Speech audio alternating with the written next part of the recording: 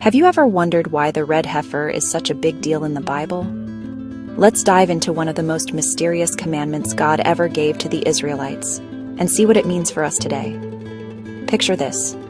God speaks directly to Moses and Aaron, giving them a unique instruction. He says, "Tell the Israelites to bring you a red heifer. Not just any cow, a perfect red one with no defects, and one that's never been put to work. This animal had to be spotless, a symbol of purity." Next, Eleazar the priest was chosen for a special job. The heifer was taken outside the camp, away from everyone else. There, Eleazar watched as the animal was sacrificed. He took some of its blood and sprinkled it toward the tabernacle, God's holy tent, 7 times. That number isn't random. 7 stands for completeness in the Bible. But it doesn't stop there. The entire heifer, hide, flesh, blood, even its insides, was burned completely. Then cedar wood, hyssop, and scarlet wool were tossed into the flames. Each of these items had its own symbolic meaning, connected to cleansing and sacrifice. After all this, everyone involved, Eleazar, the one who burned the heifer, and even the person who gathered the ashes, had to wash themselves and their clothes. Even then, they stayed unclean until evening. It's a powerful picture.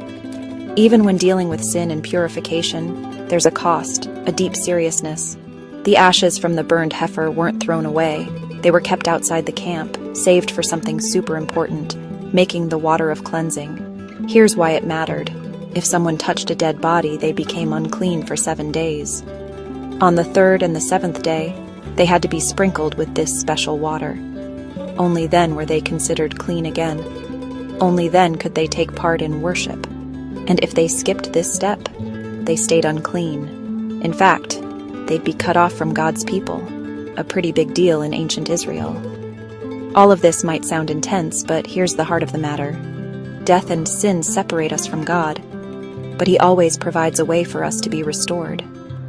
The red heifer was a symbol, a hint that one day there would be a perfect sacrifice to make us truly clean. So next time you're reading the book of Numbers, remember, God's laws weren't just about rituals.